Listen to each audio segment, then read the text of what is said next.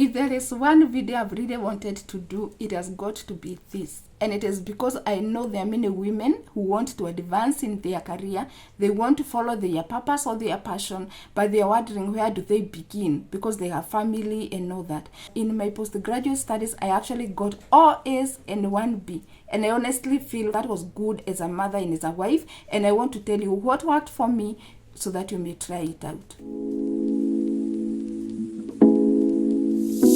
How did I balance school, family, and work? Because I know this is an issue that many women who want to advance in career and follow their passion struggle with. The first one, I had a good support system. If I claim the entire credit, I would be doing wrong. Because I know that there are people who really stood by me, and they are the reason that I was able to do so well in school, while at least not sacrificing my family, and also while still doing part of my part-time work, and I was able to manage to perform outstandingly well in my academic performance. So my support system was comprised of 3 people. One of them was my husband. He was such a crucial support system for me. There are many times when he had to step in for me because I could not do something or the other.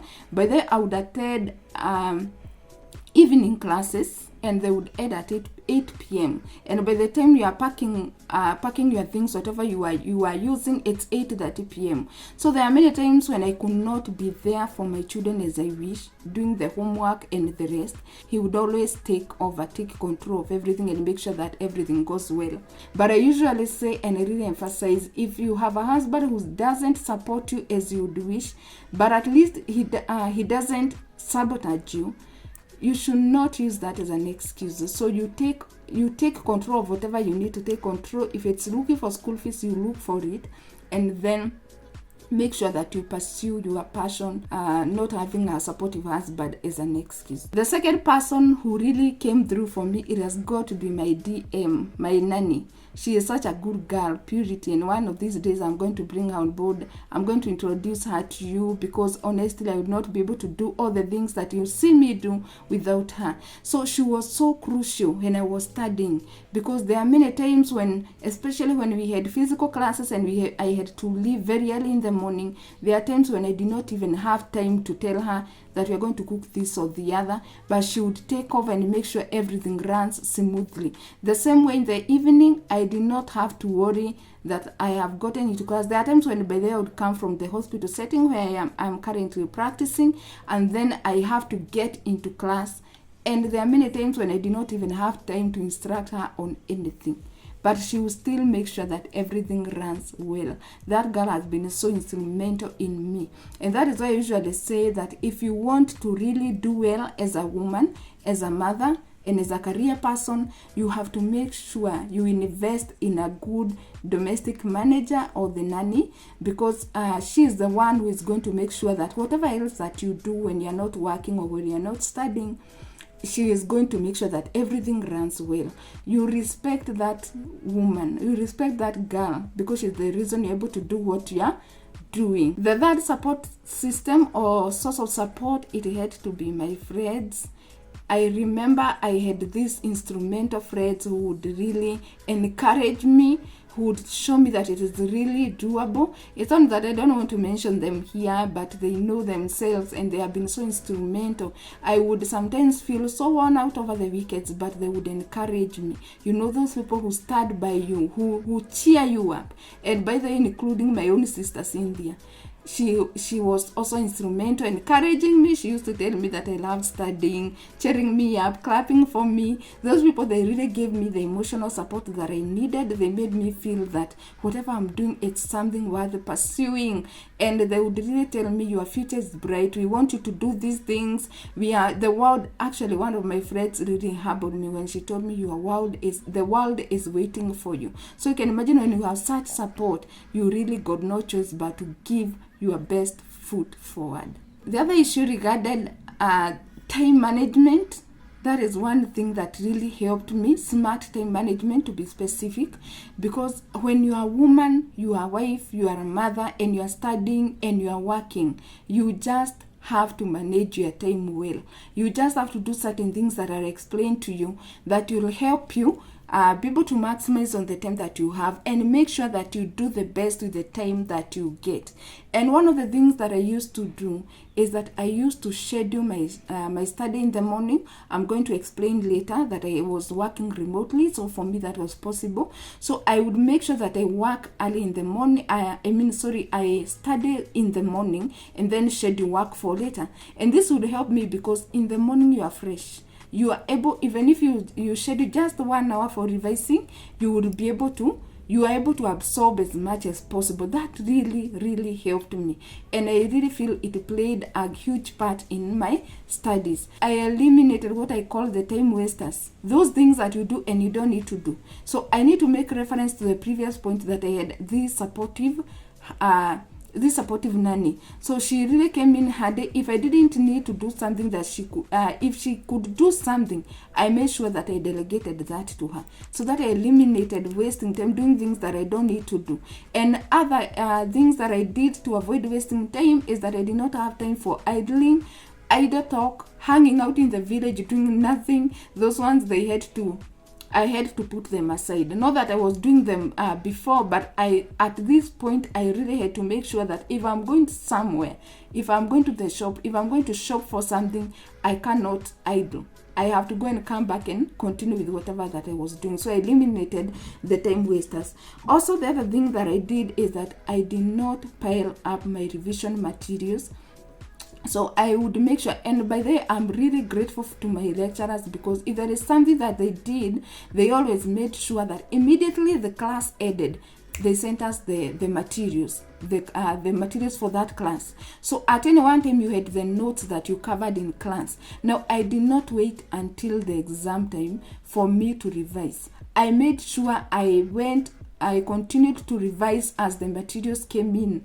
And you know the good thing, when you revise immediately after the class is finished, or tomorrow or the day after, you still have fresh memories of what the lecturer said. So it would make it much easier for me to be able to reconcile what the lecturer said and what I'm reading in the notes that he or she would give us. So that also played a huge part. So you cannot afford to pile the revision material until the last week of the examination, the last day of the examination. That would be a huge blunder, and it can really work against you. So every time I would get a short time, even if it is just 1 hour during the day. And by the way, the good thing is that our notes were soft copy, so I could access them from wherever I am, including the matatu or wherever I'm going. So I would always carry my material. I know people would see me in the car, I'm gazing at my phone and I'm not doing anything. It's not like I'm chatting or anything, but I was going through my notes. That also helped big time. The other thing also, I did not pile schoolwork, the assignments that we would be given.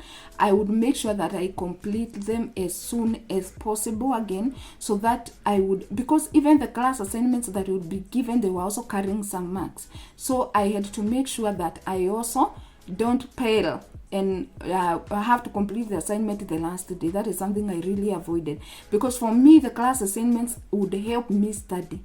They would give me an opportunity to learn extra things. So I did not want to wait until the last seconds of the submitting the assignments. It's when I'm rushing through. I didn't want that. The other factor that I feel worked for me, it's remote working.